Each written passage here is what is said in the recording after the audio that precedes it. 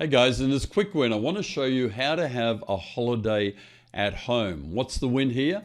Well, pastors cannot afford to go away for 4 weeks, so they need to learn how to have a holiday at home. But even more importantly, can I say this? Pastors, and I've found this after 120 consultations with churches, that pastors need to take responsibility for good, solid holiday breaks every year. I'm a fan of pastors taking a minimum of a 3-week block, 3 weekends included in that, where you have a good holiday, a good vacation, a good rest. Now, about holiday at home, who can afford to go away for 4 weeks every single year? Certainly Diane and I have not been able to afford that.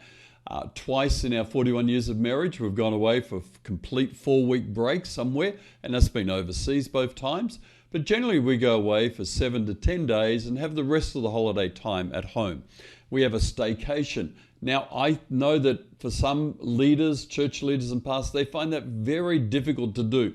So that's fine. Find the money, go away if you can. If you can't, then I think become an expert at having a staycation, a stay-at-home holiday. So here's 3 things that will really help you, I think, have a holiday at home. 3 things that I do every year in different ways, having a holiday at home. First one is I change my routine.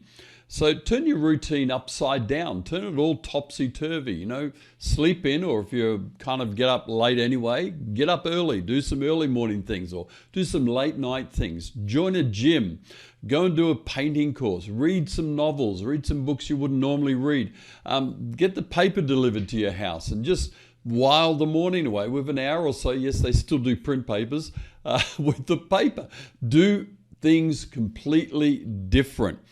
Take some leisurely walks. Go out for breakfast on a Sunday morning. I actually have a habit that when we're on holidays, Sunday morning is the time we'll go out to a cafe for breakfast. We rarely go out for breakfast, but we'll do it on holidays because it's just different to going to church and leading meetings and that sort of thing. Change your routine. Break your routine. Break your rhythm. Shatter it. It's part of, I think, of the way of recreating your soul for the year ahead. I don't mean recreating your soul. I mean recreating, bringing recreation to your soul, refreshing your soul. Second thing is become a tourist. Where you live, there's tourist opportunities. Find out those opportunities, look them out, check them out, grab your phone, take a bundle of photos, start an Instagram photo a day as a tourist in your own town. If you live in a big city like I do, that's far easier than a regional town. I understand that.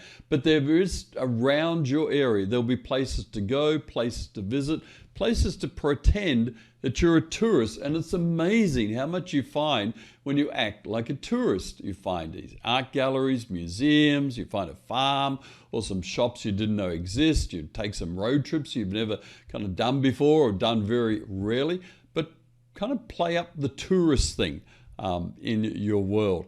And that'll make it different for you. And you might think, oh man, that's a lot of work. I tell you what, it'll make the holiday less boring. If you've got a couple of weeks at home and you're going, what am I going to do? Plan out every second day. Let's go and do something. Let's plan an event.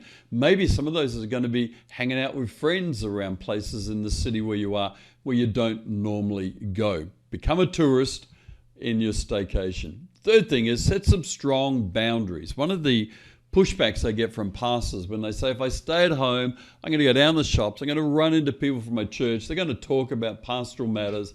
It's just like I can't get away. My kids will still go to church. They'll come home and tell me everything that's going on. I kind of feel like I'm not having a break from actually pastoring. So pastor, church leader, take the initiative here. Set some strong boundaries.